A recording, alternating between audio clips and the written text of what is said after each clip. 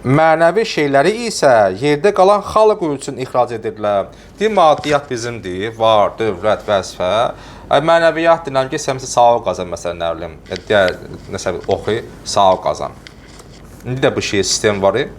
Yəni, dindarların beyninə belə şey yürürlər ki, kasıb olmalısan, ancaq ehsan ver.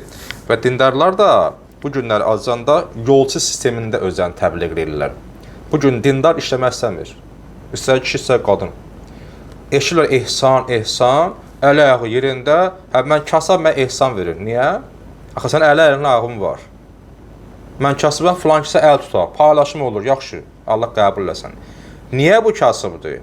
Qüsuru var, fiziki cəhətdə, o heç də. Mən işləm yerdə adam var, laldır. Bunu gəlib fəhləli edir. Axıran qalan bir yerdə. Xanımlar var, gəlirlər, qapı şükül kalırlar. Pul qazanırlar. Amma bugün bizim zihnimizdə bu formlaşıb ki, dindarlar işləmək istəmirlər. İstər ruhanisi, istər möminə xanımı. Ruhani düşünün ki, təbii ki, müəssəsi. Mən oxuyub gəlmişim, ali təhsilli ruhaniyəm, lap gözəl. Mən oturum, mən muizeli, mən ailə pul versinlər. Niyə? Səhəcən pul borcudurlar, səhəcən qazanırlar. Ehsan eləyirlər, əl tutarlar. Amma sən ancaq otur, bəs sən kişi xilafasan, işləməlisən. Yəni, bəlkə düşünürlər ki, filan işləri var. Yəni, maşına yumuşuq biz, fəhlədə eləmişik, axranında qalmışıq. Yəni, divarda qaşımışıq, nə olsa ruhani. İnsan bir kişi xilafatdır. Bəziləri tənbəllikdən kasıbdırlar. Və deyirlər ki, mən möminəm, ruhaniyəm, möminə xanımam, mənim ehsan verin. Niyə? Ehsanı düşmür. Ehsan kimə düşür? Ehtiyacı olan düşür şəxsə, hamiyə yox. Bax, bugün bizə dindar deyəni yəni ki, kasıb.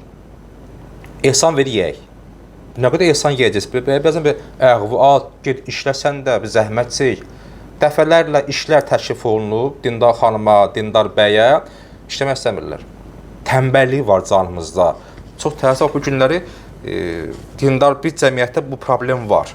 Dindar olmayan işləyirlər. Küçə süpürürlər, bəlkə fəhlələ eləyirlər. Mən özüm qarşı nə qədər ruhani var ki, fəhlələ eləyən də var. Bəzə çox da tənbəldir. Deyir, oxub gəlmişəm, mənə divan kreslo verin, mənə qaşaq çəkiş olsun.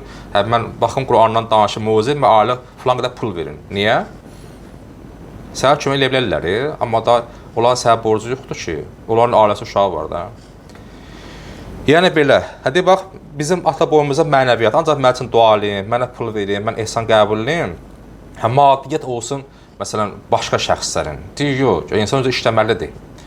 Belə bax, belə sistem salmışlar o vaxt Peyğəmbərin dövründə cəmaatın beyninə ki, maddiyyat bizimdir, sizinki mənəviyyat. Gedin, dua edin. Gəlsəydi, bircə o cümə axşamı sabah gəlsəydi, hamı arzular gedəsində zikir, dua eləyərdilər. Belə şey tənbəl deyil, inşallah. Amma belə işləmə cəhətdən çox tənbəlik.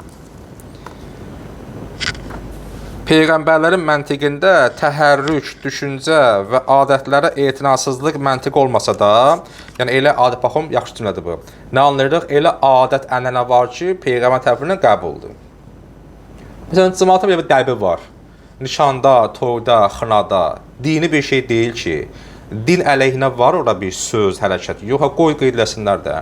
Məsələn, toy qabağı xanımlar yığışırlar, xına yaxırlar. Haramdır, yox, orada içki var, yox. Xanımlar yığışlar, nəlim, xoş sözə dedilər, nəlim, mən bir söz dedilər, xına yaxırlar, vəssalam. İndi Peyğəmbər dövründə olmayıb deyə haramdır. Bizim mövzumuz var, yeni il barəsində. Peyğəmbər dövründə yeni il olmayıb. Peyğəmbər ad gün qeydlənməyib. Hər etməməsi haramdır deyə eləməyib, o gedir çıxır sünnə mövzusuna. Çox uzun, qəşəng mövzudur. İnşallah bizim alansı o, bizim çıxmış olacaq. Gələn bazar, çox güman ki, İslam və yeni il alansa inşallah bir çıxışımız olar. Yəni, adət ənənə var ki, din qəbulləndi. Var ki, bəlsin qəbullənmir. Etinasızlıq məntiq olmasa da təbii şeydir və elə belə də olmalıdır. Ancaq ona görə ki, məhrumiyyətlər və mənəviyyətlər və istismara düçar olmalar onların vicdanını bu şəklə salır və bu məntiq onların məhrumiyyətinin təbii nəticəsidir. Bəziləri, insan var, bəzisi özü məzlum eləyir. Özü məzlum eləyir. Yadınızda qalsın, hər məzluma haqq kimi baxılmır.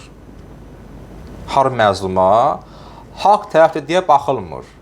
Səsini çıxartsaydın, sözü desəydin, haqqı tələb eləsəydin, sənə cürət eləməzdilər. Hələ hər gələn sənə bir söz deyir, nə bilim, məsələn, evdədir bir xanım və ya da bəy, o gəlir bir baldız bir söz deyir, qaynı bir söz deyir, nə bilim, xalası oğlunun, gəlinin, bacısı qızı bir söz deyir. Niyə? Çünki özü söz sahibi deyil. Ki, sən kimsə mənə söz deyəsən? Hicab taxıram, yaxşı eləm. Sən niyə narahatsan ki? Yəni, kənardan evin ailənin idarəçiliyinə müdaxilə olmalı deyil. Müdaxilə olunursa, içəridən boşluq başlayıb. Ya ər bu müdafiə eləməyib, ya qadın əri müdafiə etməyib, ya da ümumiyyətlə bir-birinin hörmətsiz edilir bir-birinə qarşı. O görə içəridə boşluğu var, kənardan müdaxilə olacaq. Amma başqa görsə ki, burada ailədə məhrəmançılıq var, sən bunun ərinə, yoldaşa bir söz deyə bilmərsən, o dəqiqə cavab verirlər, cürət eləməzlər. Bilmirsən kimdir, uzaq-uzaq qohum gəlib evə, sən evində komandanlıq eləyir. Sən niyə bu bura asmırsan, bura yığışır, sən nə dəxli var yəni, sən kimsən yəni. Bəzi halda insan özü məzlum eləyir. Hər məzlum da ona haqq qazandırmır.